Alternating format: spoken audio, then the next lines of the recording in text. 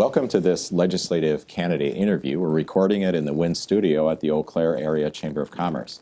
I'm Scott Rogers, the Chamber's Vice President, Governmental Affairs, and we're pleased to have with us for this segment Representative Jodi Emerson. Jody is from the 91st District, representing Eau Claire in the Assembly from the Democratic Party. Welcome.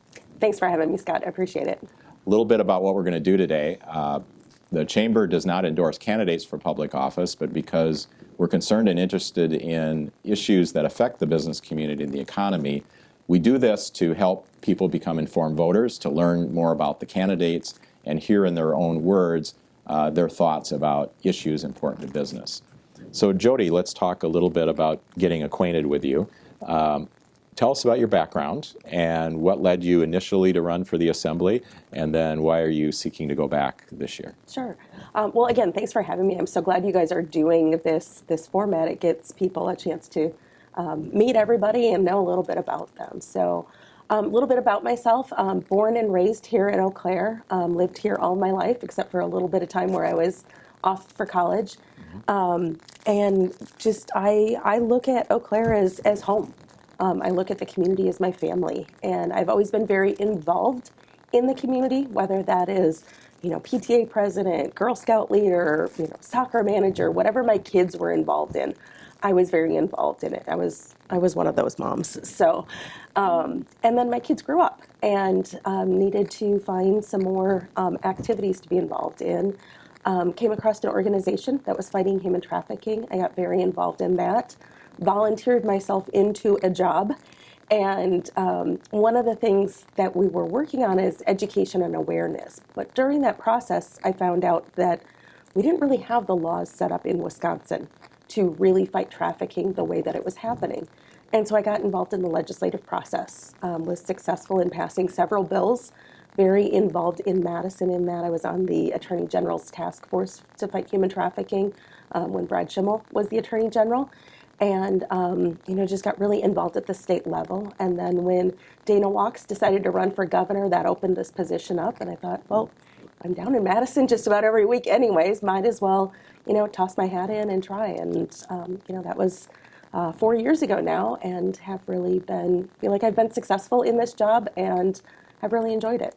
All right, so you'd be running for your third term then? This is my third election, yes. All right, so assuming the voters of the district decide to send you back again, come January, what are you going to emphasize? What are going to be the most important things that you personally plan to work on? Oh, there's so many things that we need to work on. Part of it is a continuation of some stuff I've already done. I was very successful this last year in passing a bill that made PTSD for first responders, for police and firefighters, a workman's comp claim. And but there's some gaps that we need to do in there. It doesn't cover EMS workers if they're not directly impacted or directly associated with a fire department. And so that's a bill that we put out last year. That's another one that we're going to work on again this year. And what I appreciate about that is it's bringing up mental health a lot more.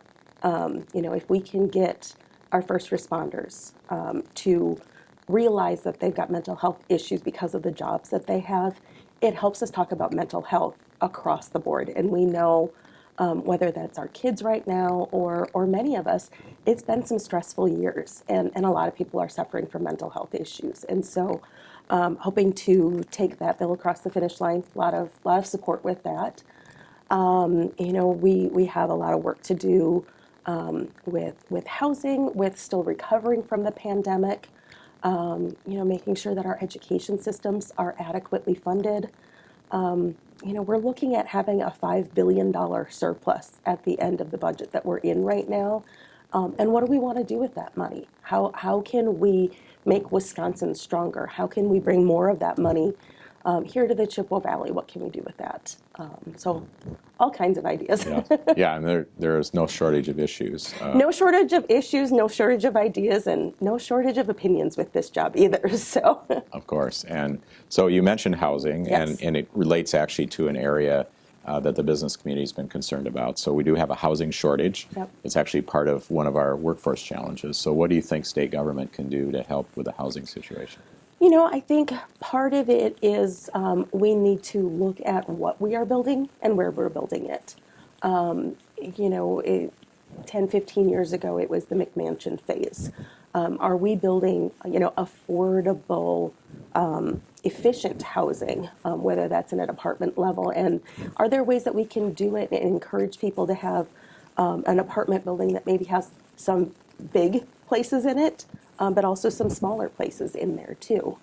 What can we do? Is, I'm looking at my kids who are in their 20s, they're not home a lot. They're really busy. They need a place to, cook their food, if they even cook sometimes, but sleep. They don't need the big house to have their stuff in. So having some smaller apartments mixed in does help the affordability and the inventory as well. I think we need to look at rehabbing some old structures, making those more energy efficient. I think we can do that in conjunction with some of the federal policies that have gone through recently with the Inflation Reduction Act, and getting more energy efficient uses out there. That's going to help everybody, whether it is climate change or pocketbook issues. But I think we need to figure out how the state can do that best, whether it is tax credits, whether it is just incentives with grants, things like that. But I think that's going to be part of the use that we could do for our $5 billion that we have on hand right now. So that's one of the things that does affect the workforce shortage. So for instance, we want to bring people to our communities, perhaps from out of state, other places, a good place to live, et cetera. But we do find that whether it's the private sector, government, education, healthcare, everybody seems to have a shortage of workers right now. Yeah. So what might be the role of state government in helping to alleviate that? I think part of what we need to work on is making sure that we have broadband all over the place too. The last couple of years have shown us that businesses can be, depending on the business, I should say. Obviously, we need nurses in the hospital, we need surgeons in the hospital. But, workplaces can be a little bit more flexible with, commuting by technology. And so where they may have lived in Eau Claire before, maybe now they want to live in Augusta or, somewhere a little further out.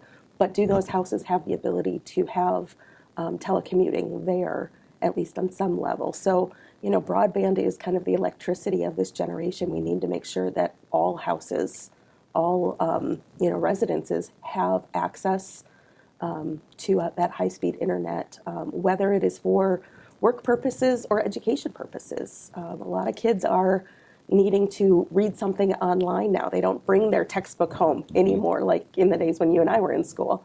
They need to look at something online. They need to research something online. So not having that broadband means that those kids don't have as good an education as their peers do. So that's one thing that we need to do for sure. So one of the local significant initiatives is at the University of Wisconsin-Eau Claire, and it cuts across healthcare and workforce, et cetera, and that's the proposed Science and Health Sciences building. In the 2 sessions ago, the legislature funded the first phase of that. We skipped a budget and weren't able to get the second phase, and now the Board of Regents has proposed their budget to include being able to complete that building. What are your thoughts about that project? And if it's something you favor, what would be your take in the legislature next year to try to get it across the finish line? Yeah, that's something I've absolutely been talking already. Ever since phase 1 went in, we've been talking about phase 2 with the governor, other people. I've already had conversations with the new president of the UW system about phase 2. He understands how important that is, not only to our campus, but this entire region. We are getting to be a medical area, and so having that science building here so that we can train people to be educated in the industries that are here is so important. And, with that science building, this isn't something that, we can take that lab in another building. An English lecture you can kind of do wherever. A science building is very particular. And so as new regents are coming on board, I'm talking to them, making sure that we're keeping this and putting the pressure on that.